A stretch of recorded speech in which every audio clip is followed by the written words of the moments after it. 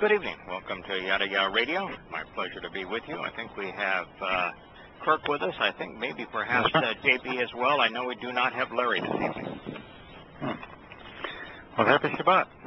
Happy Shabbat. We're going to continue with the 23rd Psalm. They got into it primarily because there was a reference to shepherd in a passage that we were considering, and not so much in a passage, it was more just in the spelling of Yahweh's title. You know, the title Almighty combines the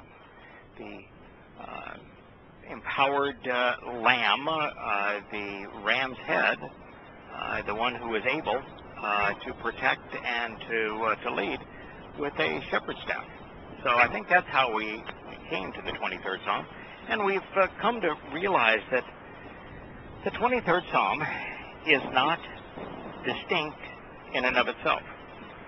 It isn't and shouldn't be considered by itself. And that's because we've realized, and it was primarily because of Chuck, that the 23rd Psalm is the conclusion of the continuation of the 22nd. Why is that, Kurt? Well, because you've got the fulfillment of the Moed Mikre, the first three, on the 22nd. That's the description of everything that's going to happen over that period of time. And then you have the results of that, which are very apparent when you, in context, when you think about it, of Shabbat, to be empowered and to be enriched, and what the results of those things are. Yeah, and what the consequence is if you avail yourself of the first four Moed Mikre. In other words, what the benefits are if you participate in the covenant. And that's really how the 23rd Psalm is going to end. It's going to extol the benefits of being part of the covenant. What I find is interesting is that there's almost nothing as utterly painful as reading the 22nd Psalm. Mm-hmm. And it starts off sad. It grows really discouraging. It should bring you to tears if you have any feeling at all. I mean, it's just. No, exactly. It is extraordinarily sad in the sense that the 23rd Psalm is predicting crucifixion. It is telling us exactly when and how Yahweh would fulfill the Mikra of Pesach as the sacrificial lamb, and how he would come to be separated from God. Mm-hmm. And it begins, Kirk, really with what I think is one of the most important statements in the whole of the prophets and Psalms. Mm-hmm. My God, why have you separated yourself from me? Yeah. Now, why do you think I would list that as? It's a fairly, in fact, it's a question. It's not even a statement. Why would you think that is among the most important? Because it describes something that is totally missed by apparently the entire religious world. That, what Yahusha was, and how he was separated from God, and therefore he's not the Jesus Christ, King of Kings, and all that kind of stuff, you know. Yeah, so. Yeah. First it ties his deeds, mm-hmm. his words, to the Torah, prophets, and Psalms. Right, and his mission, right? Yeah, because he's quoting the 22nd Psalm at the very moment that he's fulfilling the first of the seven Moed Mikre. Mm-hmm. So he's announcing that this event does not stand on its own. This event is part of what I have promised to do. So that's stunning in of itself, because I've always said that if you don't know that Yahusha walked out of the pages of the Torah, the prophets, and the Psalms, if you'd understand what he was doing on Pesach, Matzah, and Bakodim, as it's described in the Torah, prophets, and Psalms, his sacrifice is absolutely meaningless. To no avail to you, yeah. Yeah, whatsoever. You can't benefit from them unless you also observe Pesach, Matzah, and Makodim, as he observed them. You know, you're not the sacrificial lamb, but you dine, you feast upon the sacrificial lamb. You know, you don't get to be yeasted. You enjoy the benefits of having sin removed, being unyeasted. And you, like he, get the benefits of being born into Yahweh's covenant family. So if you don't understand what he was doing as it was described, as it was promised in the Torah, prophets, and Psalms, what he did is of absolute no meaning to you whatsoever, no benefit. Mm-hmm. And then the other aspect is that Christianity is based upon this false notion that God somehow died, that God died for your sins. Well, God can't die. No. And so, and his death would not resolve the issue of sin. No. Separation is the penalty for rebellion. Death is the consequence of ignorance. Separation is the consequence of actively engaging in that which is revolting, which is oppressive, which is misleading. So this notion that God died is completely and totally torn asunder when he says, my God, why have you separated yourself from me? Why have you forsaken me? Yeah. So it completely undermines the central plank of Christianity. Mm-hmm. And the other aspect of it is that not only wasn't God the sacrificial lamb, but instead Yosha's body served in that role. Mm-hmm.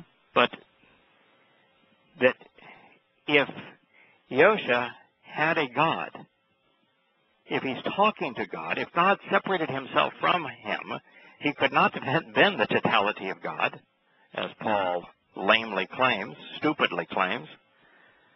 But to pray to him as if he were God is just utterly ridiculous. Who was he talking to at that moment? He's talking to Yahweh. Yeah. And therefore, if we're to follow his example, Christians claim they follow his example, who should they talk to? I think we go back to Yahweh. Yeah. And you notice he's even asking a question. That's how we learn. Right. You know, he starts his mission with a passage in Isaiah, and then he ends it with a passage in, that's Torah from the start to the finish. Right, in the Psalms, yeah. Yeah, the passage in Isaiah speaks about the fulfillment of the Yobel, and how the Yobel is being completed in him. And it speaks that he represents the basis of the Yobel in Yahshua. And what that was his first public declaration. He walked into the synagogue on the Shabbat, not the first week, not on Sunday. No, not on Sunday. So again, if you're a Christian and you claim to be following him, you're lying to yourself if you go to a church on Sunday. He went to a synagogue, right, on the Shabbat. And if you're not doing that, then you're wrong. And he opened the scroll to Yahshua, Isaiah, to the what you would dismiss as the Old Testament. That's where he read. So if you're reading a New Testament, you're not reading the same book. No. And then what he said is that he is the living embodiment of the Yobel, and that this is the year of freedom.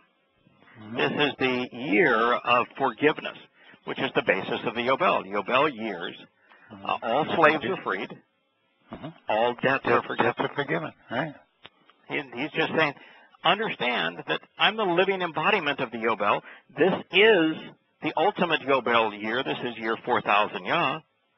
And I'm going to, in year 4,000 Yah, this Yobel year, I'm going to fulfill the first 4 of the Moed Mikre to deliver on this promise. To free you, and I'm going to pay your debts. And that's beautifully stated, and then he tells us where to look if we want to understand what he's doing there. Read the 22nd Psalm. Tells you everything you need to know. So from there we transition into this the 23rd, because the 22nd tells us about his fulfillment of Pesach, what he endured on matzah, which is really, the vivid portrayal of Pesach will just rip your heart out. And then matzah is worse. But then you have the joy, returning to the light of Bokurim. And it's another one of the things that Christians have no understanding of, because with Bokurim, they are convinced that there was a bodily resurrection, yet his body was long gone. And no one recognized him, which is why no one recognized him. So it brings us to the 23rd Psalm. Let's go ahead and read it. I realize now, Kirk, that there's no reason for me to do any translations, because we have a translation that's much better than mine. The boss above, he take care of me. Actually, there's no of there. Excuse my affinity for grammar. The boss above, he take care of me. Jalike, the sheep, and it's the sheep fama, take care his sheeps. He going give me everything I need. He let me lie down where the sweet and soft grass stay. He lead me by the water where I can rest. He give me kind of life. He lead me in the road that stay right, 'cause I his guy. So where did that come from? Why did somebody write that? Why would you do that? Why would you? I don't know. I mean, talk about blasphemy. Yeah, it's just, to blaspheme is to belittle. Talking about taking God down to a level that is contemptible. That's a level so stupid that he can't speak in any kind of an intelligible fashion. What it's basically saying is, why would you want to read what God has to say, since he is illiterate? Yeah. Well, even the New Revised Version, the such and such version, and so forth, it's just the whole thing. After a while, you say, well, why do we need to revise it? Why don't we get it right once? Right. It's particularly sad because, correctly rendered, this is a powerful statement. Let's read where we were up to the point of shattering this today. Okay. We had begun this, and it says, this is a mizmor, which is lyrics set to melody of Dode, beloved. Yahowah is my shepherd, Ra'ah. He observes me, pays attention to me, focuses on me, guides me, nurtures me, tends to me, and protects me. Ra'ah, spelled with the aleph rather than the ain, means to see, to obtain understanding from the proper perspective through observation. That's what a shepherd does. And it tells us what our relationship is going to be with Yahweh in eternity. He's going to be as observant as we are. He's going to guide us and take us to places where he himself is going to enjoy what he witnesses. Yeah, that's quite a revelation there. Yeah, it really is. I shall not be diminished. I shall not be decreased or void. I shall not be found lacking, nor have any unfulfilled need, nor ever be abated nor bereaved. Called and perfect, genuinely, truthful, actual, ongoing. So, beautiful sentiment there, because the previous psalm spoke about the physical death of the Passover lamb. And it found that Yosha suffered the penalty of separation because he was found wanting, because he bore all of our rebellion. And so by comparison, because of what he, as a consequence, because of what he has done, we aren't going to be found lacking. I think it's a direct comment on, because of what happened, what was stated in the 22nd Psalm, this is the benefit for me. I'm not going to have to endure that. I'm not going to be found lacking. I'm not going to be diminished or cease to exist. it's really a direct consequence of Pesach, Matzah, and Bokurim. Mm-hmm. That you won't be diminished. Yeah. And or found wanting or lacking in anything. You know, it's not saying that he is not going to want anything. He's going to want things for the rest of his life. He was a wanting sort of a guy. Yeah. In a big way. Wanter. Yeah, he was a serious and serial wanter. Yeah. But what it is saying here is that rather than him not wanting anything, which would be is equivalent to being dead, mm-hmm. he's not going to be found wanting. Yeah. Because he's accepted the benefits of the covenant. So in an abode, a befittingly beautiful residence, conducive to growing and to sprouting out and to shooting forth dashe from dasha and dashen, to be nourished, to have vigorous health facilitated, to live with abundant prosperity, tremendous new growth, total freedom, complete satisfaction, and with a stalwart attitude. It's a word that's used interchangeably with Torah, Mishpat, and Choke. We spent a lot of time studying Torah, Mishpat, and Choke in the 119th Psalm. Absolutely, we did. He enables me to stretch out and recline appropriately sheltered after exerting myself. We're talking about the pace of eternity. Mm-hmm. We're going to go out and explore with Yahweh observing right along with us. A gleeful and active participant. And then we're going to come back and we're going to talk about it. See, I found that rather fascinating because we talk about 6 + 1 all the time and day of rest and thing, but to think that is a universal or eternal, I should say, approach to life. Right. I mean, it's the pace of eternity. That's what we're going to do. That's what he's implying here. Is that since Shabbat means to rest and reflect, we are extrapolating here by making the connection, bien in Hebrew, between resting and reflecting and the Shabbat. So in Yahweh's testimony regarding the Shabbat, where we can engage and be active 6 days doing our own thing, but on the 7th day we rest and reflect, and we settle down in His company. So that's what we've got going on here, and He is telling us that the pace of eternity is going to be based upon the Shabbat, which I view as really good news, because while we all want to go off and explore, you know, you want to come back and share what you've seen, what you've done.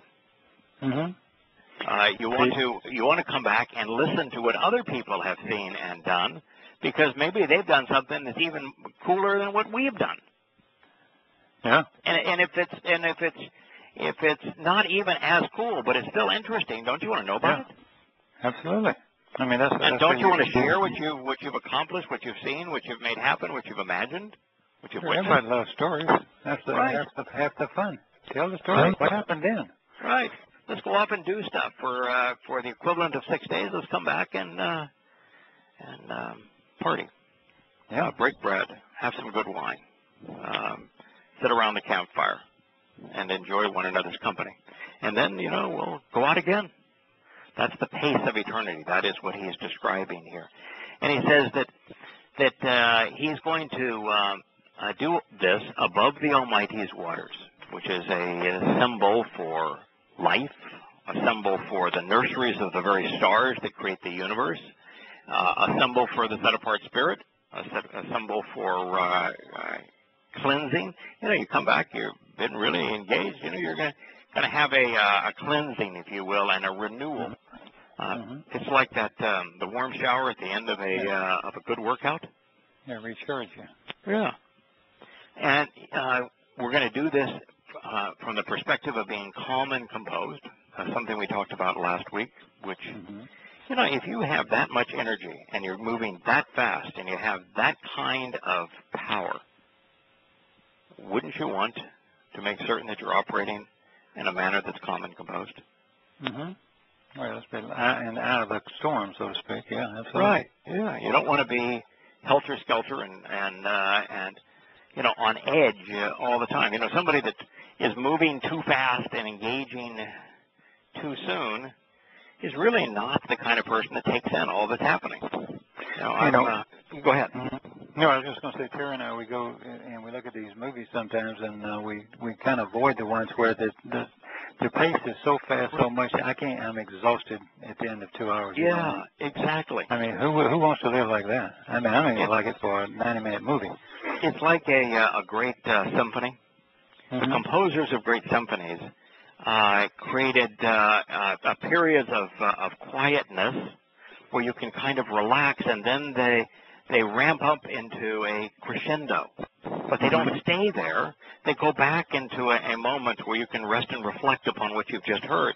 Otherwise, rather than something that stirs the soul, it's something that irritates the ears. Well, I teach people when they paint that you have to, when you design and compose something, you have to have an area for the eye to rest. Otherwise, they'll turn away from it. What good is it to have a visual product that nobody wants to look at, because you can't look at it? It's like a polka-dotted dress. You just have to, you can't stand it. Right. So that's true of everything, sure. Yes. So calm and composed. He leads me to the light. When we're talking about art here, Kurt, how often you talk about leading people, telling them how important the light source is to the image being rendered? Your eye will always go to the light, and the light of the area. That's how that's why they put a white hat on a cowboy. There ain't no cowboys with white hats. That's for the audience. Right. To go to. There's always your point of interest is generally the lightest, and oddly enough, the darkest dark is usually closest to it, because the contrast also reinforces it. I'm a photographer, and one of the things you learn about photography is you always expose for the shadows, and you develop for the highlights, and you realize that the eye is always drawn to the sparkle, the brightest part of that image. But if your eye is drawn to the brightest spot and everything is washed out, then there is no contrast, then there is nothing to look at. It becomes just like fog. Yeah. Fog in the glare of a headlight. It's meaningless. But he's saying that calm and composed, he leads me to the light. He guides me towards the goal of enlightenment. And is that not a direct parallel to what Yahweh told us he did on behalf of Abraham? Absolutely. Took him right up there and showed it and experienced it. Yeah, and why did Yahweh take Abraham to the light? Well, he didn't understand what his inheritance was, so he wanted to show him the real deal. Okay. So if that's the case, he didn't understand what his inheritance was, and then Yahweh took him to the light, and then when Abraham came back and understood, Yahweh attributed to him to be Sadak, to be vindicated, to be righteous, to be upright, to be in good standing, to be Sadak. What does that mean? That means when the light is upon you, as he's covered with light, then there is no darkness, so there's nothing. Yeah, that's true. So you're pure. That's true. Light is purifying. But it also means that what we're inheriting in the covenant is to be transformed into light. Into that person, into that being, yes. Empowered and enlightened by becoming energy-based, light-based, which gives us the ability to travel throughout the universe, the ability to cover distances of 16, 15 billion light years in the fraction of a second, to be anywhere at any time. Yeah, that's a trip there. That's a real trip there, man. That's a real trip. Yeah, and if I have a DVR on my television, and one of the things I like about a DVR is if I'm watching something and I really want to see what happened, I can go and rewind it and watch it 4 or 5 more times. And then once I have stepped away and the commercial is played, I can go back then, and once I've let a little bit of accumulate, I can fast forward to the parts I don't want to see. And it makes the whole experience so much better. I can control what I see and how many times I see certain things. That's the advantage of being light. If you see something that's transformative, you can rewind and enjoy it multiple. Yeah, over and over again. It is the moments of my life, you know, some times in my life where the experience was extraordinary, but I only got to go through it once. I think JB was trying to make sense. Yeah. So he leads us to the light. Who is the light? Yahweh's the light. Yeah. Oh, hi, JB. Yeah, hi, JB. It says, that's all right. That's all right. It says, my soul, he restores and returns. Now, if he was talking about sheep, because I his sheep, if he was talking about sheeps, and if he was talking about sheep's lying down in the grass where the chiggers are, if that's what in the sheep poo is, and drinking the water filled with giardia, because it's the still water, which would be the most affected, yeah. If he was talking about that kind of stuff, can your soul lie down? No. Can your soul eat? No. Can your soul drink? Not an area drop. So that means the fact that he transitioned here, talking about the light, that which is being led to the light is not a sheep, and not his physical body, and not him at this moment in time. It's his soul. In fact, if your physical body were to come into contact with the light of God, the energy of God, what would happen to it? It would melt. Yeah. You can't be there with that. Right. I'm sorry, JB. Yeah. I didn't mean to steal on your line. Oh, no, you're good. I was just saying the same thing. Yeah. You're just being incinerated. But our soul, when it's enveloped in the set-apart spirit, no problem. Is one with the light, yeah. One with the light. Yeah. So when he went to soul, he told everyone who was listening that he is talking about eternity, about the inheritance, about being part of the covenant, about the benefits of Pesach, Matzah, Bokodim, and particularly Shavuot. But this is that transition right now between Bokodim and Shavuot. He's being enlightened, he's being enriched, he's being empowered. My soul, you know, we talked about this the other day. You know, it's in the English translations, it's all restores. Yeah. And the reality is, it is possible to render shub restore. But you know what the principal meaning of shub is? Restores is like 5 or 6 down the list. Yeah. It means to return. Oh, yeah. Well, turn back to the original come back. state. Right, to come back, to return. Yeah, shub means to return.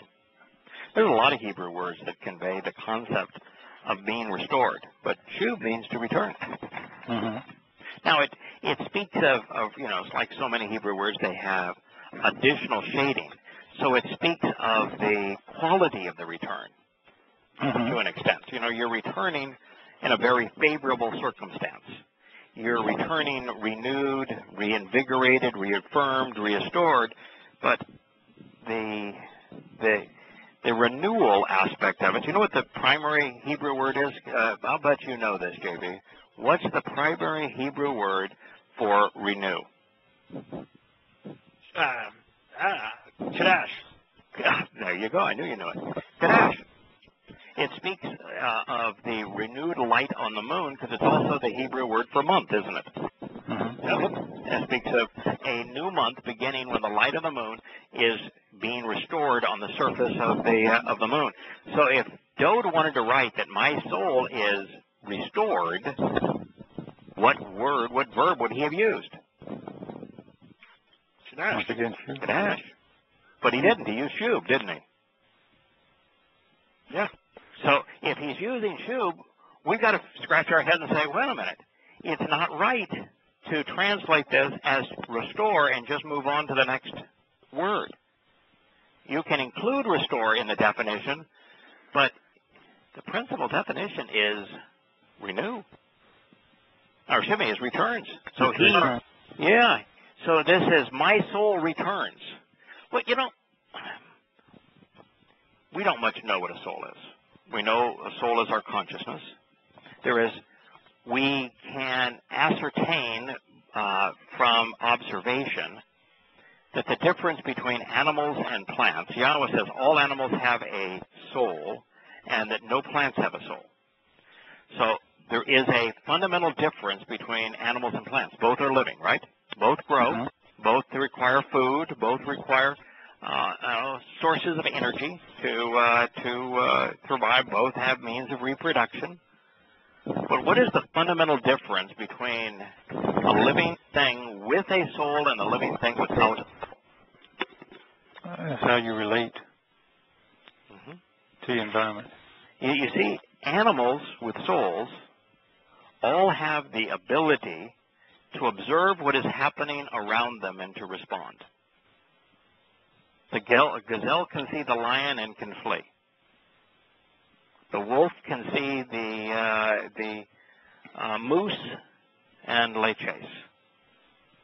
You can see the pretty girl and say, "That's my wife. I'm a lucky guy." As animals, we can see, that's a rapid river there. I best not try to walk through it. We can see Yahweh's testimony and read it and then respond to it. A soul enables us to observe and respond to what we see. Now, why would that be important? Well, you can't have a relationship without it. Can't have any kind of relationship without it, can you? Plants don't have relationships. That's right. But animals do. Geese marry. There's no marriage ceremony, but they bond for life. Right. And wolves hunt in packs. They live in packs. Not just hunt in packs. They live in packs. Most animals seek to have relationships with their animals. Fish swim in schools. Well, there are some solitary animals, but they're the exception. Yeah, they're very few. Yeah, humankind as an animal is so designed that when we are isolated, we go literally insane. Yeah. Isolation is a form of torture. Oh, yeah. Solitary confinement. Yeah. So we have a soul that requires to live relationships, and it was designed to observe and respond. Gee, let's see. Yahweh told us to observe his covenant teaching so that we could respond to what he's offering. He's given us 7 invitations to meet with him each year so we could observe the invitation and respond. Yeah, I see a connection here. So my soul, that part of me that enables me to be observant and to respond, he returns. He wants to guide me when I trust him. Maybe the most powerful statement in this whole presentation, and particularly since nuach is derived from ruach, which is spirit, and nuach, which is to speak in anticipation of a welcoming event. Well, the welcoming event is the Moed Mikre. And our speaking is our response where we say, yeah, I'm answering the invitation. Here I am. And so it is, and here it was written in the Jusive mood, which is an expression of volition in the third person. It's he, speaking of Yahweh, wants to guide me when I trust him. And he's guiding us, he says, with Sadak. Didn't Yahweh tell us that Dode was Sadak? Righteous? Right. Yeah. So how did Dode become Sadak? Because he observed the Torah and he participated and responded to the choke, to the mitzvah. It says right here, he wants to guide me when I trust him with accurate, upright, and vindicating Sadak teaching throughout life. Yahweh declared Dode as Sadak because Dode accepted the teaching that Yahweh wanted to share. Now, we also talked about the fact that this not only affirms that the purpose of the Torah is to vindicate, and since Dode was a very flawed guide, the Torah's guidance and vindication is for flawed people. Fortunately, there aren't any other kind, or Yahweh could do much better than us, right? But you know, guys, when and you probably live more less flawed lives than I do and have, and yet from Yahweh's, yeah, I think so. But from Yahweh's perspective, it really doesn't matter. I mean, Dowd lived a more flawed life than I have by a long shot, and it didn't matter. I mean, there's all things that equally perfect by him. Yeah, we're all, not only all equally perfect by him, but we're not all equal in his eyes. No. No. We can all be equally perfect in his eyes, but not all be the same in his eyes. Now, there is no question, JB, that Yahweh loves Dowd more than you, and lots more than me. Can't blame him. Don't blame him, but he does. Yeah, and he's not loving me less because he loves him more. The fact is that Yahweh is entitled. You love your wife more than any other woman you've met. Yeah. Yeah. Yeah. You have a daughter, though. You're going to love her a whole heck of a lot. It's not going to cause you to love your wife any less. So this notion that Yahweh focuses on our behavior and chooses the best behaviored people, that's not true. No. In fact, the person that was the least appropriate from a behavioral point of view because he was the most appropriate from an observation point of view and a connection and thinking point of view. Yeah, he absolutely knew what he wanted and made sure he was on that page, and that's all he asked you to do. Yeah, and what we talked about the other day is that the thing that there's several things that sets Dowd apart, and we ought to think about those when we consider what makes Yahweh pleased with an individual. And the three things I think that sets Dowd apart is that he was extraordinarily observant regarding the Torah. He focused on it, analyzed it, dissected the Torah. Second, he liked to make connections. He would say, this is true, this relates to this, and the consequence is this. I am a beneficiary because of this and this. He made the connections, made the conclusions. Yahweh must like that. And the third thing that I think sets Dowd apart is that no one was better at sharing Yahweh's teaching. Well, we're sitting here reading what he shared with us. Correct. No one was better at sharing Yahweh's teaching than Dowd. And so if Yahweh loves Dowd more than anybody else, it's got to be one of those three things or a combination of those three things that really trips Yahweh's trigger. And that's important to know. I want to know what makes God happy. It's just like, we always want to know what makes those we love happy. Sure. I'd throw in passion, though, too, because he was a passionate guy.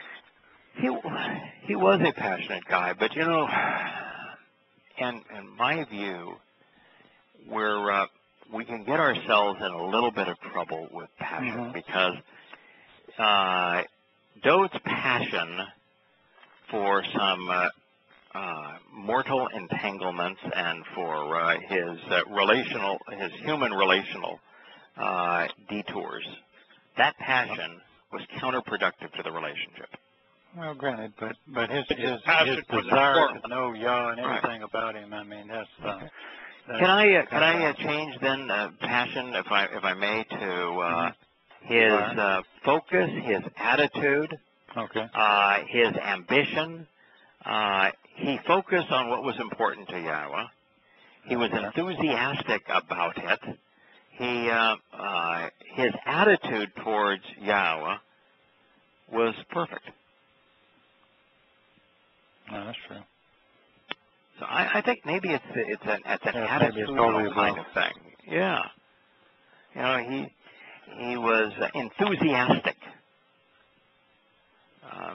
engaged, energized. I mean, you look even here, the words he's choosing, these are energized, engaged kinds of words. I think that's what God likes. I think he likes people that aren't waiting on him, but are instead engaged with him. Participants, let's go. Yeah. You know, yeah. You know, Attitude is a good choice. Talk about chutzpah. Toad said, I'm coming with the Torah, so you have to let me into heaven. Yeah, you can't deny me. You can't deny me. I'm coming with the Torah. You can't deny me. That doesn't upset God. You're darn right, dude. That's true. Yeah. Absolutely. That is more like you got it. That is for true. That's the promise I made. You recognized it. Yes. Yeah. That's why the Torah was always to be kept beside the Ark of the Covenant. It's the Torah that enables the promises of the Ark. It tells you how to benefit from it. So he guides me when I trust him with accurate, upright, and vindicating teaching throughout life. Magal. Mem, Ain, and then the G, which we don't see nearly as often as we see these other letters, and then the leadership of the Lamed. Mm-hmm. So how would you translate that? Well, we have you're talking about Gam, the M. It's Mem. Yeah, Mem, Ain, and then the Gemal, which is the G. That happens to be drawn as a foot walking. Foot walking. And then the Lamed, which is the shepherd's staff. Well, and the shepherd's staff is I suppose you could say rather easily that every time I say the M, I think first of the Ruach Kodesh, right? The spirit guidance, and your eyes obviously being observed, and they're looking at the person who's walking. He's looking at the person, or she's looking at the person who's walking. It's being shepherded, is being led, as being part of the family walking down the path. So, I mean, I can extrapolate all those things from it. I mean, you could do all those as well. But in this context, a cleansing and life-giving purifying light. A life-giving and purifying perspective to walk in when led by the shepherd. A cleansing and life-giving perspective to walk in, led by the shepherd. Yeah, and I always see the Gam as someone walking on that path. Right. You know, and so how did we translate the word? Is teaching throughout life a reasonable summation of cleansing and life-giving perspective to walk when led by the shepherd? The direction in life regarding the way to live and the path to walk, which leads to a protective encampment, is what the lexicons say. But we didn't even need to read the lexicons, did we? No. Just look at the letters. It's from a goal, which is to roll away, in the case of rolling away one's burdens and failures. And all of this is on account of his personal and proper name. So, wow. So when Yahweh met with Moshe, and Moshe said, who should I tell the children of Israel has sent me to them? And he said, tell them, I exist. I am who I am. Hiya. Asher, Hiya. And so he's saying, I exist, and I am who I am. Tell them that Yahweh has sent you. First name basis. It's Yahweh who sent it. And what did Yahweh achieve through Moshe? Well, he called them out. He liberated his people from slavery in Egypt. He liberated his people and led them away from politics, from religion, from enslaving economic systems, and from a ruthless military. Led them away from those things to the promised land. It's just like what are the first two conditions of the covenant. So walk away. Yeah, walk away from your... Yeah, but what happened to these people? I mean, I don't get that. I never have gotten that. Yeah, but it really is, when, you know, him saying this, it's the first two steps of the covenant. Walk away from your country and trust and rely on me. Yeah, they just never got the trust part, I guess. Yeah. The vast majority of them. Right. Well, I don't know. I didn't mean to go there, but a lot of folks I question how it would be possible to have experienced those miracles and to be led by Yahweh as the upright pillar of fire during the night and as the pillar cloud during the day, and to listen to his voice deliver his Torah, and to see Moshe's face shine as he came down the mountain, actually to experience the great fire, the light of Yahweh on the top of the mountain. How it would be possible to have witnessed the liberation events in Egypt and the drowning of the Egyptian army, the water gushing forth from the stone, the elimination of those who chose to go back and worship Baal, the golden calf, the Lord, and how under those circumstances it would be possible to reject Yahweh. I don't wonder at all. Now, JB, why would I not? Why am I not surprised? And in fact, I would go so far as to say, I think that they had it much more difficult circumstance than we do today. We have much more at our disposal. That is correct. We have much more, and even more people today still reject them. Yes. By far, a larger portion of the world today rejects them than the proportion of Israelites who rejected them at that time. The majority of Israelites, they were not educated. They were slaves. They were illiterate. Yahweh communicated his Torah with his voice once, but they couldn't read it from that point on. They had to have it read to them. And Moshe did, but they had to have it read to them. Our retention ability and our analytical ability, when we can recite the words and then with our eyes read the words, and if you're like me, write down the words as you're thinking about them, and you get to engage in each of these words in all of those different ways, and then you can explore all the nuances and meanings and etymology of each of these words. I think it puts us in a vastly better situation in terms of coming to know and seeing Yahweh. No, I understand it intellectually. I just to be a slave in Egypt or just be a slave anywhere and then you're set free. Should have done it. I just just such a whole. People have a tough time with their entire life in slavery. Freedom's a tough concept to grasp. Well, yeah, they say I was in the USSR right at the time that they were beginning to experience the first freedom, and then I saw pictures of it and went to Iron Curtain countries immediately after they're given freedom. They were absolutely adrift. They had no idea. They'd go into a store and have a choice of 4 different brands of toothpaste, and they were just paralyzed. Everything in life was paralyzing. And they would yearn for the days when they didn't have to make these choices. So, while I love freedom, and I hate authority being imposed, that's not the same for everybody. You can be conditioned to be uncomfortable with freedom. So there are inmates who spend long periods of time in jail who become accustomed. Yeah, they want to go back. They function better in that environment. So there are people like that. But, also, I don't find Yahweh imposing at all or threatening at all when I read his testimony.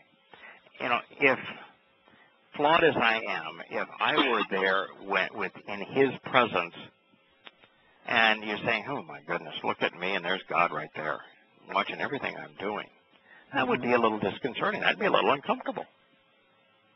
And I'm just not good enough to live like that. And, I can read the words, and I can be comfortable knowing him without feeling so vulnerable. If I get something wrong, which I do often, I've got time to go back and to think about it and to grow and change and return to the truth once. And if you're in Yahweh's presence, sometimes you don't have that opportunity. You make a mistake with the golden calf, man, it's over. Because he's not going to tolerate that kind of stuff in his presence. So that's a big mistake, though. I mean. Yeah, it's a big mistake. Yeah, it's a big mistake. I've done a lot of dumb stuff. That's not one of them. I have no golden calves here. So I think we really do have an advantage over them. And the other thing that we have too is Yahweh promised He was going to take care of them, but man, it was 40 years in the wilderness, and it was a tough go there for a while. And it's a different story for us because we have seen Yahweh make promise after promise after promise and consistently deliver. Mm-hmm. And so while they were out there wondering, okay, is He going to deliver again? We're not wondering. He's delivered on every promise. It's for us. It's He's got a good track record at this point. He's got a really good track record. Yeah, a really good track record. Okay, even though I actually walk on an ongoing basis in a valley, in a depression of the shadow of distress, of darkness and death and dissipation of all light, I will neither fear nor respect the miserable, distressing, and destructive and violent nature of evil. So here we're forced by these words to realize that He's not talking about a sheep being protected from the wolves. No. No. First of all, He's talking about a soul, and second of all, it's impossible to ascribe evil to to any kind of a threatening animal. Yeah, a shark's not evil when it eats. They're not evil. They may be scary, but they're not evil. And so we have to say, okay, what would be darkness and that leads to dissipation? What causes distress in our world? What is the cause of death in our world? Yeah, well, we know where he's going there. We talked about this morning is politics and religion, military, economic. Babel, just Babel. The whole concept. All things Babel. All the things they experienced in Egypt in the crucible. Mm-hmm. You know, it's those things. Militaries kill.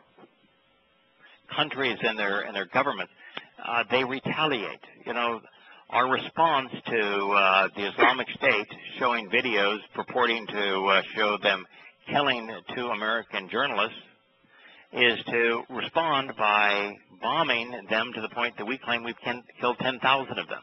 So we think that we've done a good thing by responding to them killing 2 journalists by bombing and killing 10,000 of them.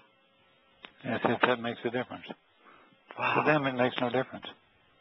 But just think about the killing machine that is our military and our politicians that have put our military in the position to exercise this horrible scourge of death. You know, we blacken the skies, we blot out the light. He's talking about militaries and politicians and governments and religions. Oh. They don't even care. I mean, I don't listen to the congressmen and things hardly ever because they just so turn me off with their lies, and it's so obvious they're lying about things. But sometimes, the other day I was listening to these guys who we need to do this and this and that. They're so careless. They don't care that that's a human being or there's thousands of human beings that you're killing yourself when you kill it.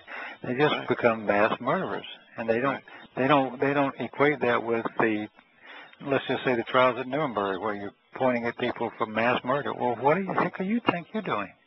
Right. Exactly. You know, when we're bemoaning the Islamic State because they sexually abuse little girls, and yet our CIA sexually abused prisoners. It's so sick, it's unbelievable. It's just so sick, it's unbelievable. You're right. And so when he's talking about that which is raw, this is the Rosh, which is the head of man, and the eye. So man's perspective, the perspective from which he reacts and responds to the world is evil. Is evil, wicked. Yeah. It's the antithesis of good. It's that which is improper and hinders, undesirable and injurious, disagreeable and malignant, noisome and grievous, saddening and unpleasant.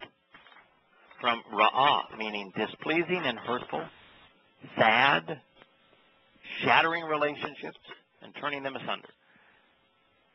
And that's religion. Hard to come up with anything that would be other than religion in that context. Yeah. And so while this whole presentation has been about the benefits of being part of the covenant, now you might say, okay, well, the fact that he's talking about walking through a depressing realm of religion and politics, well, that's the here and now, so doesn't that tear asunder your perspective that this is the fulfillment of Shabbat? And that was my first response. I said maybe we ought to consider this. But one of the things that concerns those who I think are new to the covenant, which is, what if I screw up? What if I forget to observe Shabbat? Have I lost it all?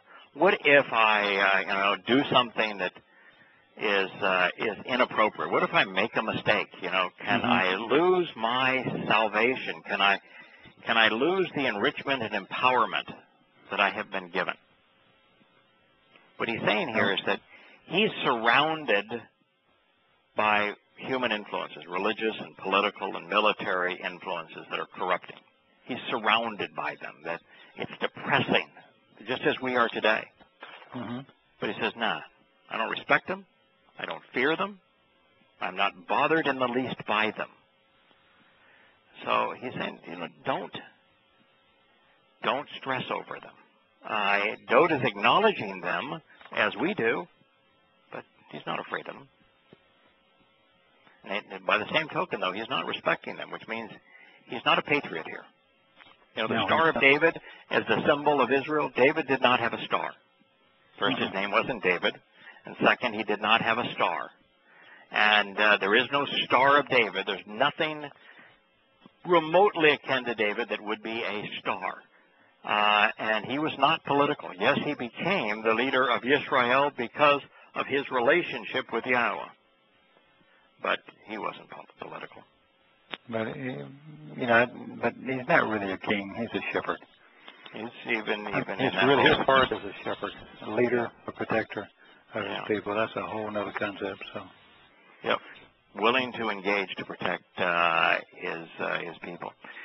So he says that surely you are with me. So the reason that the Islamic State has become very, very influential now in America, and they are targeting individuals like myself. Pamela Geller was the target of the two guys that were just killed in Boston. They wanted to go and behead her. The fellow that is Gert Wilder, the fellow that equates Muhammad with Hitler, correctly so, and Denmark, I believe, or Norway, I think it's Denmark. The two Muslims from the Islamic State went with automatic weapons to kill him. And so those who speak truthfully about Muhammad and truthfully about Islam and expose and condemn the religion for the criminal enterprise that it is are now being targeted by the Islamic State, which is growing in presence and zeal and passion here in America, to the point where Muslims that wouldn't previously act now think that the only way they can be a Muslim is to go kill someone like myself. This would be a time that you would think you would cower in fear, because there could be nothing more lightless, darker, more deadly than a fundamentalist Muslim. And yet, I'm not afraid. Why? Because Yahweh's with me. And he's not with me because of who I am. No. He is with me because I chose to observe and respond to him. I became part of his family. When you become part of his family, the shepherd idea is that he pays attention to you, watches over you, he protects you just like a shepherd does. That when you become his kid, he is responsible for you. If Yahweh is responsible for me because he is responsible for me, Why would I be concerned by an idiot with with an automatic weapon? What is an idiot with an AK-47 have over Yahowah? Nothing. Less than nothing. Yeah, less than nothing. I mean, we're not talking about the weight of navel length. It's not even chaff. You are with me. Your rod for smiting foes and your shepherd's staff for supporting and assisting, they comfort me. You know, there was a story, JB, you're down there in Texas, of a man who was in the midst of a party, and his 6-year-old daughter went into 6 or 9-year-old daughter, something in that range, went into the barn to feed one of the dad's horses, and while in the barn, one of the employees raped her. And the father was looking for her, heard her scream, saw the man raping her, and he took a blunt object, a stick of a board of some sort, and he killed the man. Now, he wasn't tried. He wasn't indicted. He wasn't tried. And fathers will use weapons to protect their children. It's unlikely that I'm going to pick up a weapon to protect myself. I will pick up a weapon to protect my wife or my sons. Wouldn't think a second about using it. Heartbeat. Yeah, not even a heartbeat. And so what Yahweh is willing to do, Yahweh refers to his malach, his spiritual envoys, as Shabbat. And Shabbat means they're a control regimen, a command and control regimen that obeys, if you will, like someone in the military.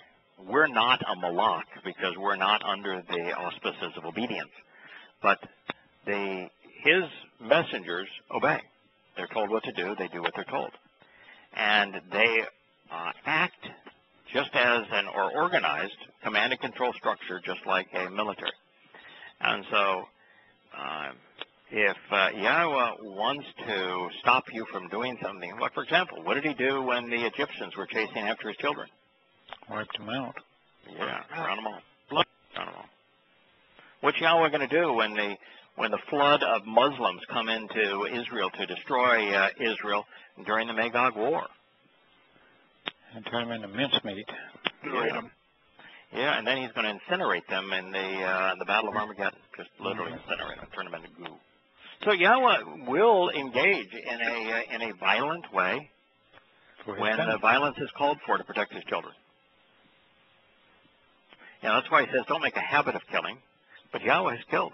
What did Yahweh do when the only 8 people that were part of his family were threatened by the violence surrounding them? He didn't just save his children, did he? No. He eliminated the threat. So it's something to think about. It's Yahweh is doing what loving fathers do. They protect their children. I'm not a killer. I don't want to see an animal suffer. But in my home, if there's a rat that is capable of carrying disease and is defecating all over places like that would foster disease, in my house, if there's a copperhead or if there's a black widow, a brown recluse, I'm going to kill it. Oh yeah, that's no sweat there. Yeah, I'm going to kill it. Absolutely, unequivocally, every time. Never going to think about it. I'm going to kill it. And so Yahweh has a club, and he will use that club. And it talks about the shepherd's staff and this club. It's 2 different things. The shepherd's staff is to rescue and to lead and to use as a walking stick. To designate, who the leader is here and enable the leader. But Ben, it talks about he's got a club here too. And we ought not think of God strictly as this lovey-dovey, loves all the little children, always open arms, never going to harm a flea. No. That ain't Yahweh. That ain't Yahweh. No. I love the Hezekiah story. I mean, it's just, these people were no good. I mean, they just got it all of a sudden at the last minute, at the 11th hour. Yeah. I mean, and then they responded correctly, and then it's over. The greatest army in the world at the time. It's just wiped out.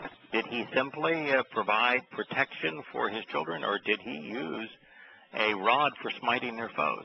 He wiped them. 185,000 of them, right? Mm-hmm. That's not a small number. That's not a small number. Your rod for smiting foes, and your shepherd's staff for supporting and assisting. They comfort me. Yeah, I like the fact that Yahweh is powerful. I like the fact that I know that Yahweh is going to protect me. And I know that he has the power and the will to do so. Yeah, I'm very comforted by that. I think we all are. Mm-hmm. And so Dode is saying a lot of stuff here. I mean, he's saying that once we become part of his family, we're protected. Once we become part of his family, Yahweh's not going to allow any harm to come to us. Now, that doesn't mean that we aren't going to die a physical death. That doesn't mean that, there's some times where the knees hurt and the back's, Larry got a bad back tonight. Mm-hmm. Hope he feels better. But, doesn't mean that we're not going to have issues along the way. It's just that when it comes to making certain that his children are protected, Yahweh does what he's promised to do. You can rely on it. There's no reason you should ever be afraid, because they really can't take anything from you that's important. So the shepherd's staff for supporting and assistance, they comfort me. This is Nakam. Rakham with the R means to enrich and to be merciful. So Nakam with the N is to console, to cause us to reconsider and change our thinking regarding mercy and compassion. And of course, the only difference between Rakam and Nakam is the observant individual, where Nakam is the child born with an inheritance. Mm-hmm. Yeah, our inheritance is to have Yahweh change our thinking regarding his means to mercy. That's what Nakam means. You arrange before me, or you arrange before my presence, a table to dispatch in direct and open opposition, and for the purpose of exposing my adversaries. Now that's really an interesting perspective. It's too bad Larry's not with us. He would love that. You arrange before my presence a table to dispatch in direct and open opposition, and for the purpose of exposing my adversaries. If you're out in a situation, either of you guys, and someone is being overtly hostile and critical to you, they're being adverse to one of Yahweh's children. Somebody is threatening you. They're threatening a child of God. God wants us to be able to respond. He enables our response. So this is, you arrange, you prepare and set in place. You establish a pattern for a particular task and for the stated purpose expressly to care for and tend to, and able in order to furnish. So God is giving us not only what is required, he himself is demonstrating how to respond. And this table right before us, we're not talking about, we don't have to go run and hide into a cave. This isn't we duck out of harm's way. Right before us, face to face, he is preparing a table. What do you lay on a flat surface? Objects. Yeah, like how about the word of Yahweh? Mm-hmm. That'll work. Yep. It's a presentation, a table to present information. So now, if you're on the table, now do you have to be on your knees to read it? No. No, it's right there. Nope. You can stand up and you can read it. It's right there on the table. You want to see it? It's right there, opened up on the table. And he says, in direct and open opposition for the purpose of exposing, this is neged, straight ahead, directly and conspicuously confronting, deliberately deploying an open position in a public space in direct opposition, face to face. Face to face. What about that turning the other cheek thing? I think it went out the window. No, it's What not about that. we should all be accepting and respectful? No. Not when they're against Yahweh's word. What about this idea that we criticize in private and praise in public? Well, I don't hear that one. No, this is exactly the opposite. This is in an open debate, right there in public view, face to face, directly. Take advantage of what Yahweh has prepared and set upon this table for you to confront your foes. You mean like shattering mess? Exactly. Exactly. Exactly. What he's saying is that Yahweh has made it possible, arranged everything we need, and set it before us so that we can stand up and expose and condemn our adversaries.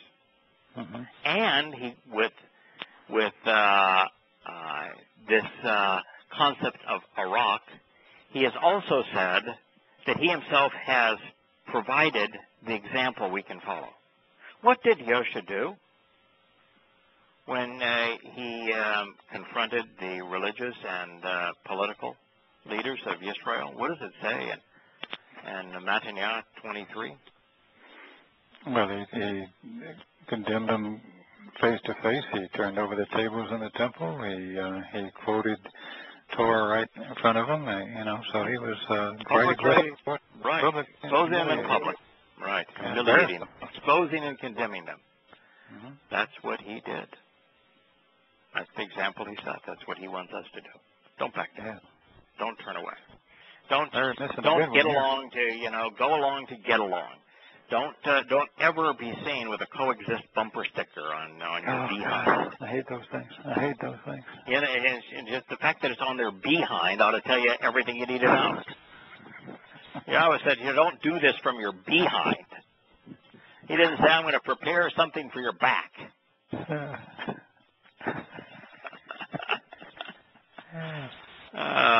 No. Yahweh has arranged this table for us. He's provided the testimony in the Torah, prophets, and Psalms. He's given us all these wonderful Psalms from Dode as to how to respond. He's prepared the table. He sets the table. And he wants us to engage, to capitalize on it. Don't back down. Look at all the tables he's set before you in the last 10 years. My gosh, what an opportunity. What a pleasure. For all of us. What a pleasure. Oh, I know. It's just, I just think of my gosh, all those radio shows, all those opportunities to speak out. Wow. And the thing that was so amazing about the whole thing was done exactly this way. He arranged it. He prepared. Yeah. I didn't start doing this before I had invested the time to learn, and even the materials to learn. He provided. Mm-hmm. He set the example. He provided the materials. He set up the table, and it was becoming prepared based upon him enabling me and now all of us to understand. He has walk the walk, talk the talk, and all we have to do is follow his example and recite what he said, just as we're doing right now. Right. But he doesn't want wallflowers, man. And that's, okay, what was another thing about Dode? Dode's the person he loves most. Was Dode a wallflower? Was Dode an all-accepting guy that just loved everyone? Or is Dode the guy that says, in your face? Yeah, I think so. I got enemies, and man, I don't back down. Mm-mm. Face to face, man, I bow my back. I look them in the eye. I expose them and condemn them. Well, that's the example, once. When I first started this, because I was so judgmental with the prophet of doom, that I was constantly told, you really ought to, act like Jesus. Jesus would never have exposed and condemned people the way you are. He would have never been so demeaning and pejorative. I never would have seen that.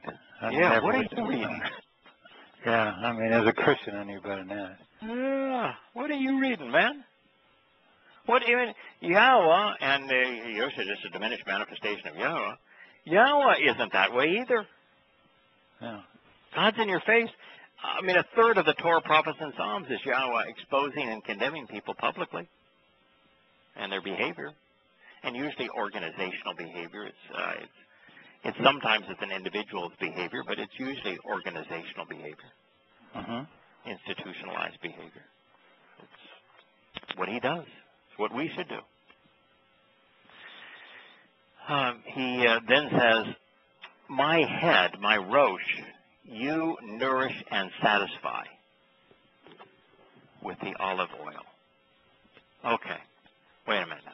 He just said that he has arranged and set the example and prepared us by what he has established on this table so that face-to-face in a public setting we can expose and condemn our adversaries. And the next line is, "My head you nourish and satisfy." Now, I know that the English Bible says, "My head you anoint." But what's the Hebrew word for anoint? Masiach? Oh, Masiach, yeah. Masiach? Yeah. Masiach? The Hebrew word for anoint? Masiach. So he didn't use Masiach, he used Ashen.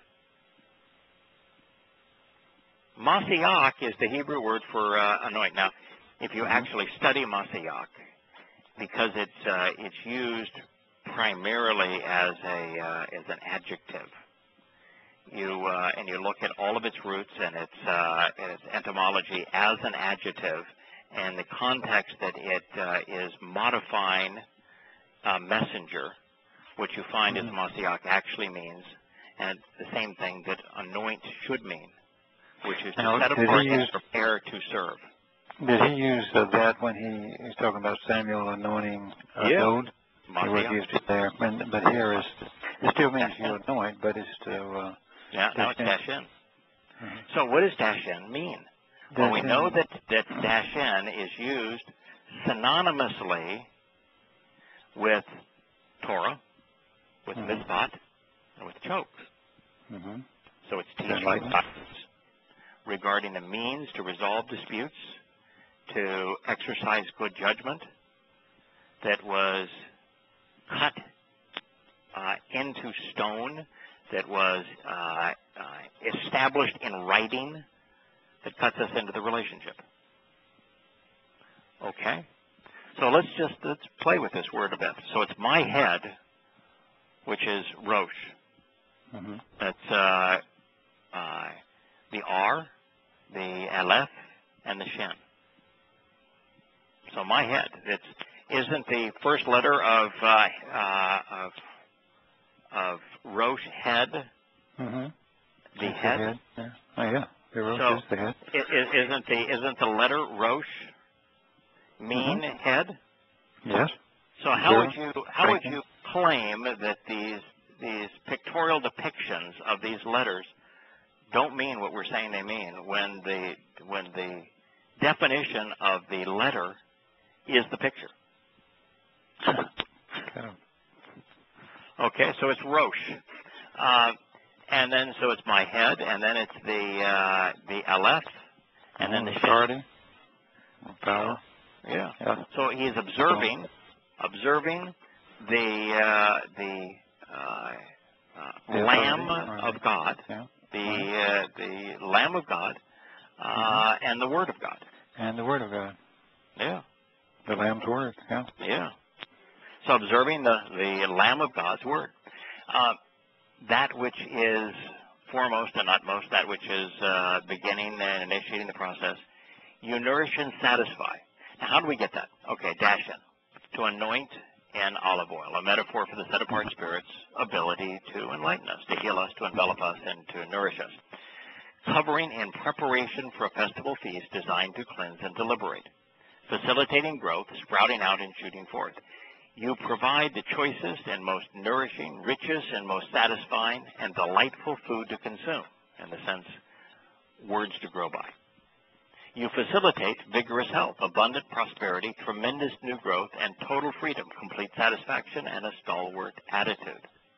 All definitions of this word, of Dashen. Opening up, and now he's going to say with the olive oil.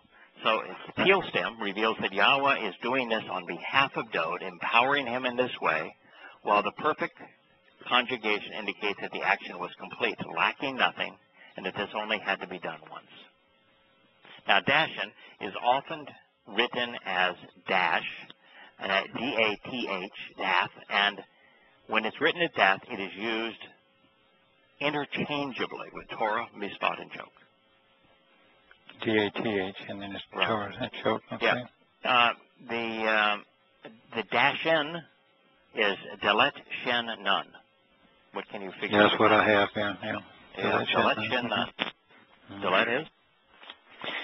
Yeah, and the old meaning was to make something fat, to increase, to enlarge, to be satisfied, that sort of thing. So. Yeah. But if you just talk about fat, yeah, I know in today's too just earthy. We look at fat today and we think that you use the English word fat. Negative term. Yeah. Negative term, but that means to grow, to in the ancient world, food was so scarce and life was so hard that very few people had an ounce of fat on them. The only people that have any fat on them was people that lived in abundance, whose life was relatively easy, who were in a position where food and nourishment were plentiful, where the amount of work they had to exert to derive proper nourishment was minimal, where the quality of the food they had access to was exceptional. So that was what it conveyed then. It conveys a very different thing now. So I don't like to use fat. Yeah, well, no, I agree with you, but it meant something very different then than it means now. So it says here that he's preparing this table, and the next thing he says is, "You nourish and satisfy with olive oil." And my head, you nourish and satisfy with olive oil. Well, the olive oil is the source of enlightenment, the source of nourishment, the source of cleansing that is synonymous with the set-apart spirit. So how does Yahweh prepare us? With the set-apart spirit. And where is that table? That table is at the Passover? Head. I mean, it's the table that he is setting before us is in our head. Oh, okay. Yes. We're learning. We're becoming prepared mentally based upon what we learn. The table that that Yahweh has enabled, that He lays out His teachings so that we can respond to our adversaries, is in our head. That's what He's just said. Probably why it's in my head. It's our head that He is enlightening. Well, I'm a little slow sometimes, but I'll get there. Yeah, it's our head that He is enlightening. And then he says, my portion,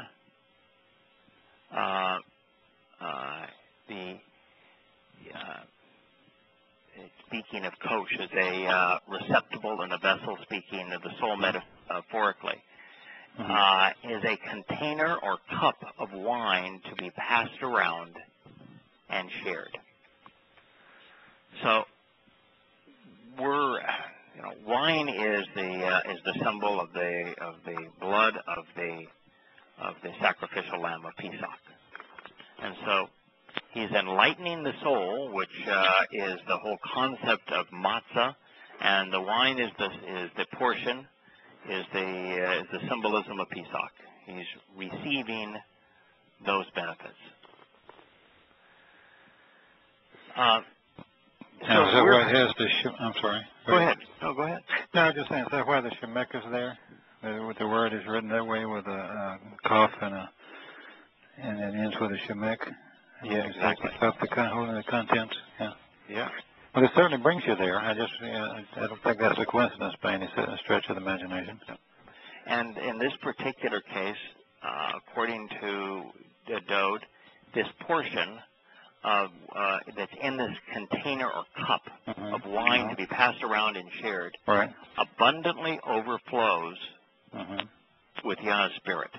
Now, how in the world do we get Yah's Spirit? Abundantly overflows with Yah's Spirit, because the word is ru'ayah. Ru'ayah. So ruach is Yahweh, is the set-apart spirit, right? Ruach is the set-apart spirit, and Yah is the familiar form of Yahweh, so it's ru'ayah. So he says, my portion, a container of wine to be passed around and shared, abundantly overflows with Yah's Spirit. Yeah. Ru'ayah. That's exactly that's what I have. Gosh. Ru'ayah. If I'd read it, I'd know what you said. Yeah. I had it written down too. That was in my nose too, so that's good. Yep. Indeed, only. This is Ak, emphasizing the point and making a contrast. That which is generous and good, beneficial and beautiful, Toba, and that which is loyal and unfailing, loving, and fortuitous in its benefits, shall genuinely and always intensely pursue me, everywhere and always, all of the days of my life, and I shall return and be completely restored in the home and family of Yahweh. Elongated and prolonged are my days. Wow. Okay, so he is, his head is being enlightened. It's being immersed in a covering of the set-apart spirit. It's being nourished and satisfied. And he is receiving a portion of a cup filled with wine that is to be passed around and shared, that abundantly overflows with Yah's Spirit. And he transitions from there, indeed, that which is generous and good, beneficial and beautiful, Toba, pleasing and festive, prosperous and proper, desirable and joyous, better than what is deserved, while performing as promised and expected. Well, that's a pretty good thing. If you're going to have something follow you forever, how about pleasing and festive, prosperous and proper, desirable and joyous? Sounds like eternity is going to be fun. This is forever and ever now. Eternity is going to be good, beneficial and beautiful. That's what he's talking about. So he's giving us a glimpse for all eternity that he is going to experience, and therefore we're going to experience that which is generous and good, beneficial and beautiful, pleasing and festive, prosperous and proper, desirable and joyous, better than what's deserved, performing as promised and expected, and loyal, unfailing love and fortuitous benefits, chesed, kindness, affection, a glorious appearance, undeserved favor and mercy, a devoted and good relationship, shall always, genuinely and intensely pursue me, everywhere and always, during all of the days of my life. Well, he began this by saying he's not going to be diminished. So, how long are all of the days of his life? Eternal, forever and ever, olam. Yeah. Yeah. So for all eternity, he's going to be growing. He's going to receive benefits and have a glorious appearance. Going to receive Yahweh's affection in a beneficial relationship, and going to experience the things that are good and beneficial and beautiful, pleasing and festive. No matter where he goes, always, without end. You know what's interesting too here? It says, everywhere and always, all the days of my life. You know what the Hebrew word for day is yom. Day is the yomem. Do you know what the actual meaning of yom is? beyond this cycle of the day? I mean, yeah, no, it's actually it was chosen to represent day because of what the meaning of the word is. The meaning of the word is to be in direct light and to be energetic and warm. It means to be so warm is to be hot, and to be in unabated light. Huh. So what he's experiencing here is when we become light, it's Yom. And all energy, radiant energy gives off heat. Mm-hmm. Mm-hmm. It's alive. It's warm. It's hot. You talked about Dode being passionate. Yeah, he's hot. This is it. Yeah, this is it, man. So he chose a word rather than just saying, forever and ever, olam. Yeah, I know. That's probably. He chose twice here, yomem, days, because days convey what he's going to be like, what we're going to be like. Enlightened, brilliant, light, energetic, warm. Yeah. All the days. Go ahead. Yeah. No, I was going to say, when you're a kid, you can't wait, especially when it's summertime, you can't wait to get up and the sun comes up and you're out the door. And we used to go play and go on all daggum day. All day. And when it came to be night, then, your day was over. You had to come in. Yeah. So he's telling us that all of the benefits of the covenant, all of the beauty of being God's kid, all the things that are pleasing and festive about attending his Moed Mikre, all of the prosperous and desirable benefits of the covenant that Yahweh has promised, they're going to always genuinely and intensely pursue me. This radap speaks about that which is active, considerable effort being put in. This is not passive stuff. This is God saying, I'm going to give it to you, and I'm going to give it to you abundantly. I don't care where you go or what you're doing. I'm going to be with you every step. I'm going to pursue you no matter where you are. You're mine. I'm devoted to energizing you. And I'm going to energize you with things that are good, generous, beneficial, beautiful, pleasing, festive, prosperous, proper, desirable, joyous, kind, generous, merciful, and devoted to a pleasing relationship. So what a promise. God's pursuing us. You don't have to go to God and say, oh, God, please love me. God is pursuing us. Yeah. You know how much when you're in a relationship and you're being pursued, how much more fun that is than having to be the one that is pursuing? It's unrequited love. Paul writes, love does not seek its own. Bullcrap. Well, yeah. Man, I tell you what, there's some girls that I've showed, I thought that I had the hots for that didn't have any interest in me. Man, that is really an empty feeling. That's horrible, man. Talk about the hurt and the void in one's life when you reach out and you pursue a girl that has no interest in you when you're in your dating years, and how empty and hollow and painful that is. Well, Yahweh was saying, no, I'm pursuing you. I'm pursuing you. Because Yahweh wants us to respond and be passionate about what he's doing and to engage enthusiastically. Before it just said that Yahweh set the example of how he was going to prepare us and how we're supposed to respond to our enemies. Well, he's telling us here the same thing. He's actively engaged.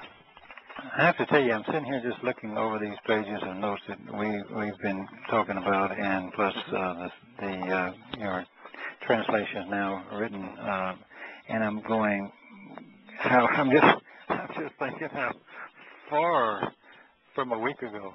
I'm just blown away by this. I mean, sometimes if I'm going quiet, it's because I'm really sitting here going, trying to soak it all in. And because I'm used to taking notes when you're throwing out little extras on the side here. I'm just going, this is just mind-boggling how beautiful this is.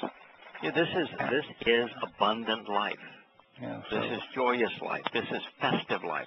This is being with a God that likes to party, a God that likes to have fun, a God that likes to engage and to pursue and to be active and to exert effort.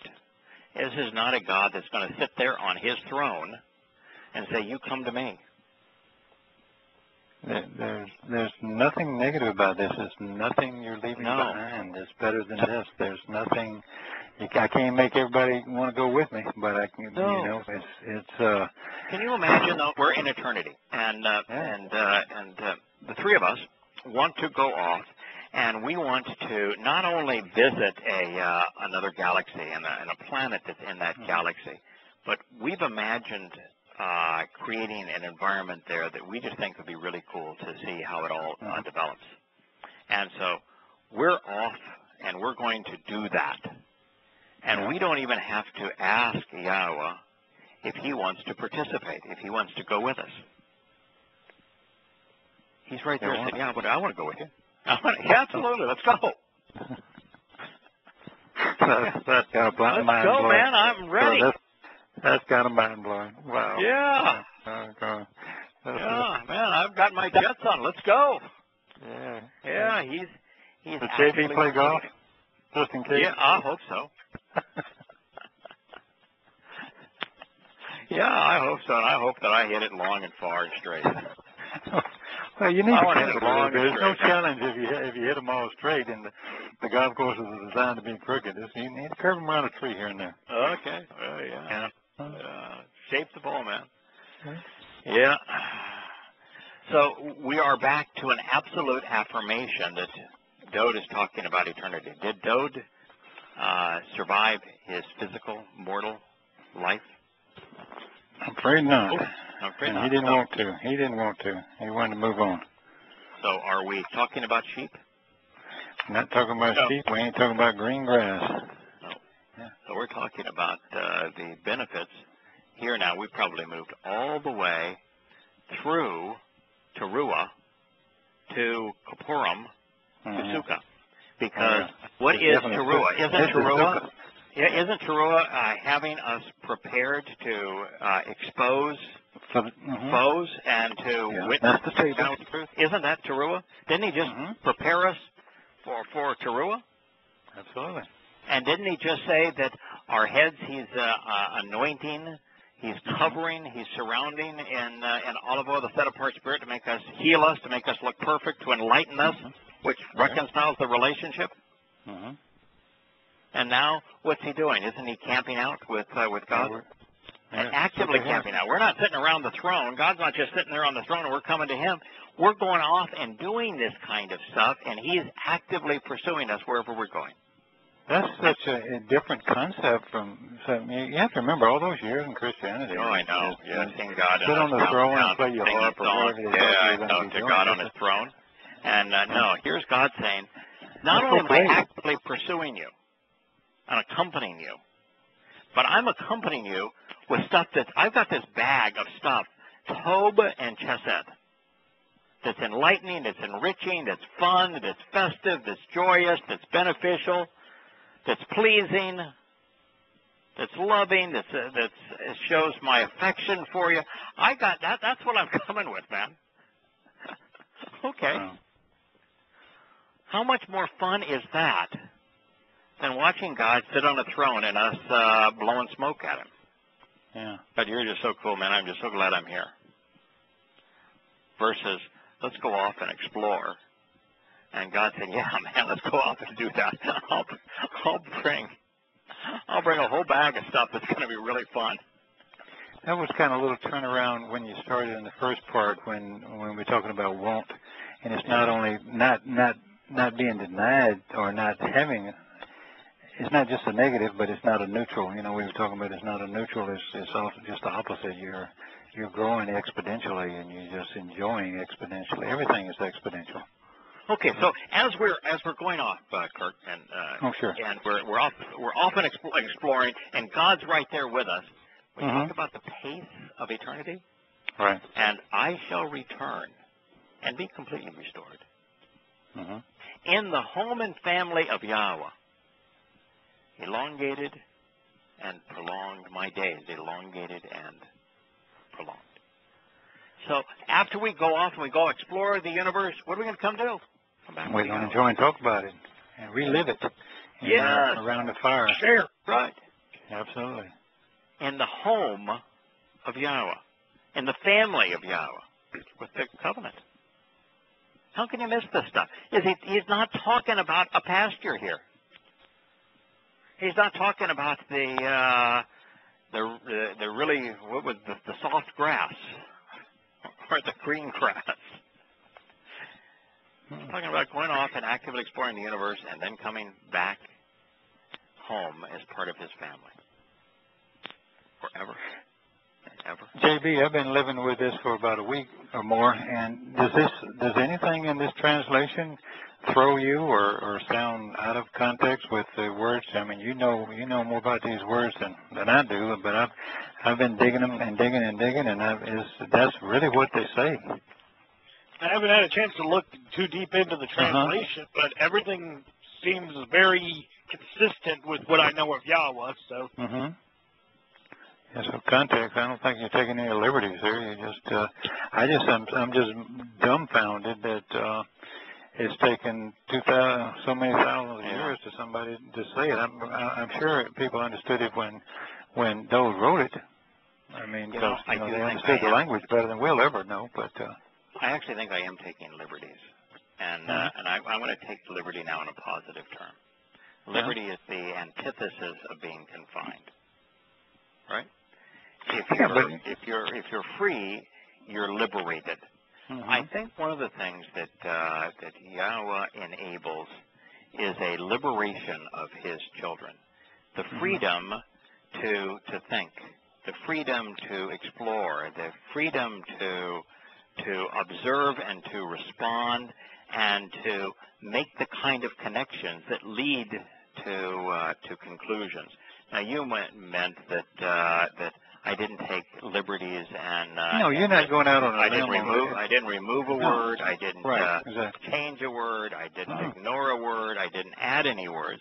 I'm not taking a liberal view of the text. I'm taking a very fundamentalist, a very literal view of the text. But I'm doing a lot of extrapolating. Because extrapolating, I think, is the fun of the whole thing. It's okay. What does this word mean? What are its connotations? How do those connotations apply? What are its shadings? Why was shub used and not some other word? You know, why was it shub instead of kadash in terms of if he really wanted to say restore as opposed to return? This is returning home. You know.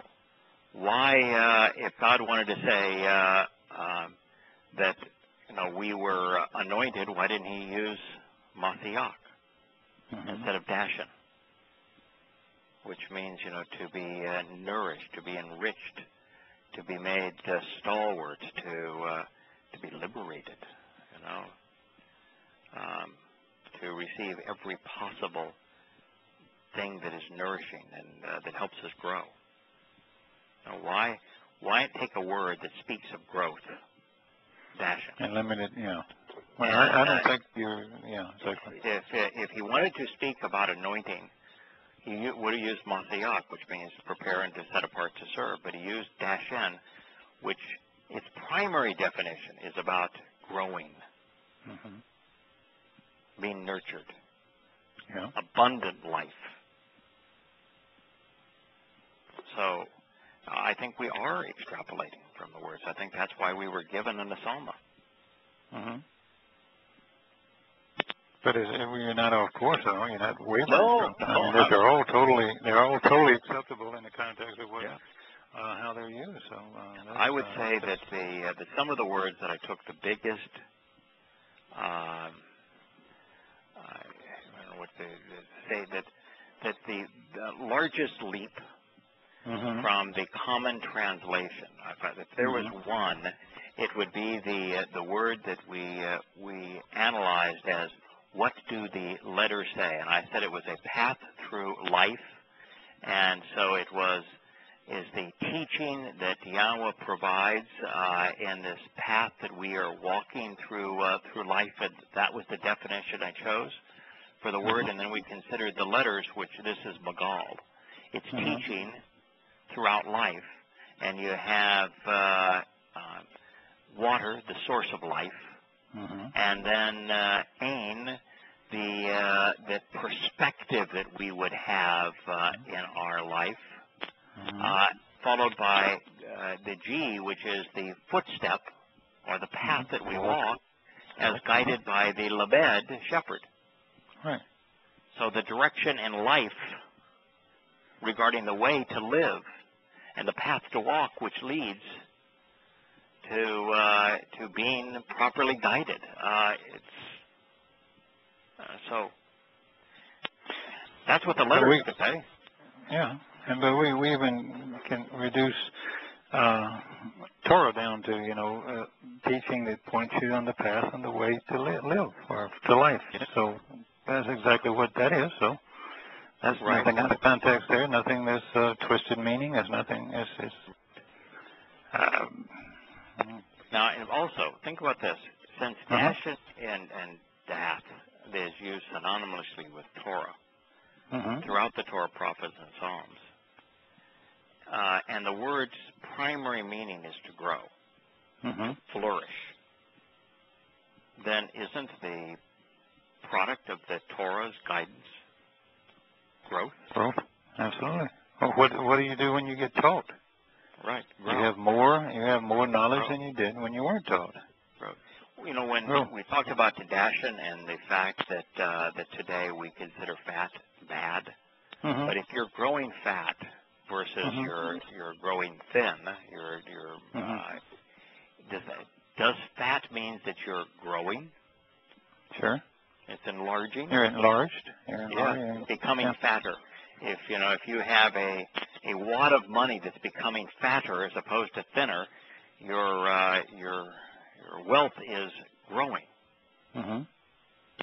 So he's using this term as in the Dashan is to grow in the sense of expanding. So our growth that is exponential, expanding growth, constant growth. We've talked about this before. If Yahweh wasn't growing, he'd be dying. Yeah, I used to say that about business, like our business, if we stop growing, then you kind of plateau and then you start going to rears. Right. That's what, it has to be reinvented almost. A tree that stops growing dies. A life that stops growing decays. The moment, when we're children, we're growing, we're adding to what we are. But when we stop growing, at that point, we begin to decay. It's the nature of life. If you stop growing, you're decaying. And if Yahweh stopped growing, he would devolve. And so what is the only way that a God who is infinite in power can grow? Yeah, there's nothing you can add to himself you haven't already got, except for relationships that mean something. Now, I left it right there. That was good enough. That's the reason we exist, to form relationships that are meaningful to Yahweh, because just like our children and our family and our wives and husbands, we grow through those relationships. But I think here we have an added element to that. We also grow, you and I grow, when we learn something, when we observe something, when we see something for the first time and enjoy it and benefit from it. Yahweh is going to grow by experiencing aspects of what he has created and watching us create and conceive. I hadn't thought about that, but that's absolutely, that's quite interesting, because if you go out and build something, If I'm a major builder and then I teach you to build things or paint or whatever, and you go out and do these things, and what a joy to see. Oh wow, I wouldn't have thought of that, or maybe if I would have, if I thought hard enough. But the fact is, you went out and did it. Wow, that's cool. Yeah, exactly.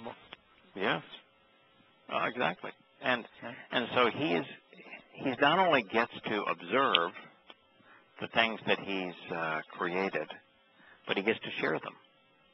What did Yahweh do when he created Adam and he was in the garden with him? Didn't he have all of the various forms of life parade by so they could look at them and talk about them?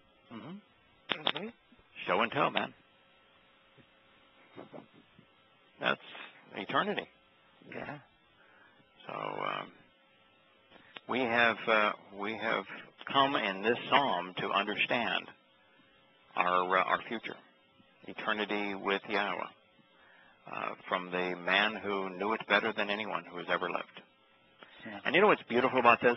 Yahweh could have just said in first person, this is what you're going to experience. But isn't it kind of neat in a way that he had this man write the lyrics to a song to share with us what he wants, what he's going to be doing, what we're going to be doing, how it's all going to play out in eternity? Yeah. Absolutely. I think it helps us grasp it when it's shared to us from the perspective of a man that understood. Yeah, you've had some great people called in. When Chuck comes in with this thing, or I think it was Jason came in with that, and then Roy. My gosh. Oh, I know. Yeah, we're what having lots of people contribute. Profound, really powerful insights. And we're all growing as a result of it. So, really nothing more to add. This is, I want to thank you for leading us to the 23rd Psalm. I've never, ever anticipated that it could have answered so many questions. Yeah, and I'm not even sure they were it wasn't really questions. It filled in. You opened your eyes, don't you? Yeah, it filled in some of the blanks. I mean, I feel like I'm more aware. And it's just everything that Yahweh does. It's JB. It's just like you said. It's all consistent, but every layer adds an element of breadth and depth and excitement. Yahweh's in the details. Yeah, he's in the details. He is as much in the big picture, the whole panorama, as he is the individual strokes and colors and shades that comprise the picture. Well, it's more than just one little add-on. I mean, you do a passage like this or some of the others, and you go, wow, it's just like a whole field of things have opened up. It's more than just an extra, another arrow in my quiver. It's not that. It's like, my gosh, look at, of course. Wow. It's a wow factor. When I was in business and I was trying to share my enthusiasm for the value proposition that we were creating, I would always turn to the details. I would tell people all of the little things that made it special. And you could see that there's some people that, God, I didn't want to know, how everything is bolted together and, how the knee bone is connected to the shin bone. I know that you're excited. I mean, I'm glad you're excited about it, and I'm glad you've thought it through and that it all fits. And you see other people just, wow, hey, that's really exciting. Never thought of it that way. That makes sense. And I was always one of those guys that was passionate about how the details all work together to make something function effectively, to help you understand the core concept and the value proposition. And I sense Yahweh is just the same way, that he loves the details. I think that's an understatement. Yeah, he does. He loves the details, and all the details. Every little stroke. We're talking about a guy who created a language where every single letter conveys a story in and of itself. So, yeah, I'd say he's into details. Yeah. Well, well, look at the universe that he created. We've got quarks and leptons, and now gluons, and who knows how many neutrinos, and who knows how tiny the little details are.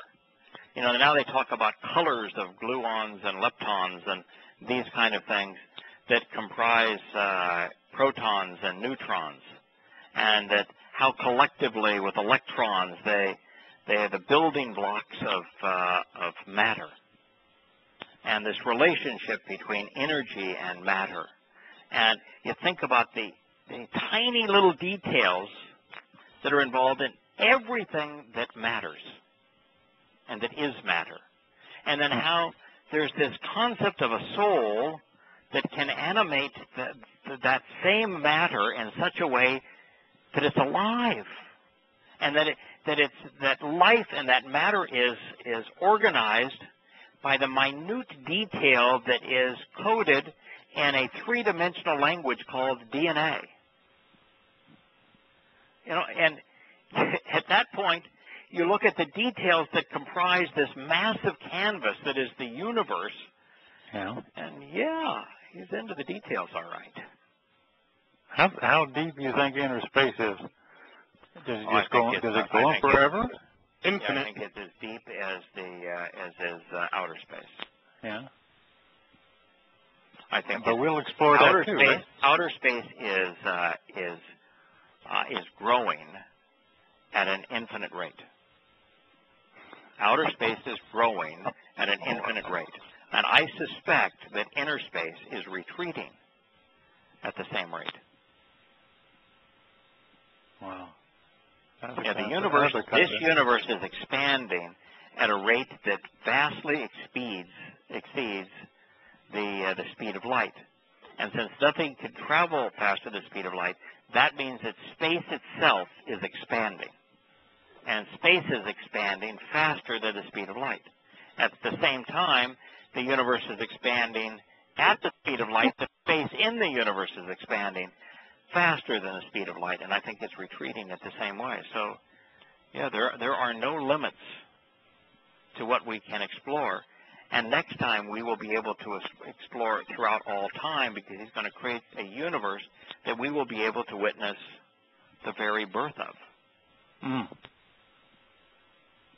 I can't wait for that. Oh, yeah. Can you imagine the next Big Bang? That's one of those things I really look forward to. Oh, boy. One have a ringside seat, man. Not just witnessing it, understanding everything that's going on as it happens. Yeah, let's talk about the calculation that goes into this. Let's talk about what we're trying to achieve here, and to solicit our input. You know, what do you want to see? What do you want to be able to do? That's a phenomenal. That's really phenomenal. Yeah, Yahweh's got this huge, enormous bag of gifts, and he's going to pursue us with all of those gifts for all eternity. Never a dull moment. I guess not. Wow. So anyway, fellas, I'm going to do. We've done our 2 hours. The psalm is wonderful. Thank you for leading us to it. Are we going to? You want to cover some of it on Monday and Tuesday as well, or is you going to? You know, I think I want to go back to questioning Paul. Okay. And let's make more headway through it, because the ultimate enemy is Christianity. Sure. And it's the thing that is the most engaged at leading people away from God. Nothing is more effective at being evil today than Christianity. And I think that just as Yahweh is preparing us to engage bluntly and openly, and we're doing a marvelous job of exposing and condemning Islam and socialist secular humanism, I would like to see us work our way through questioning Paul. We're in the midst of that third chapter. We've just moved our way through circumcision, and now we're at Paul's next belligerent statement. Is that where you were? Let's Chapter expose 10, and okay. condemn him. Okay. Chapter 3? Okay. Chapter 3. Yep. All right. We're one statement past. Not even Titus, a Greek being, was compelled to be circumcised. Not even Titus, I can find it. Yep. All right, so I enjoyed it tremendously. Thank you very Me much. too. Yep. Thank you, Thank David. Thank you, JB. Oh, Good night, always guys. glad to be. Good night. Good night. Good night. Night.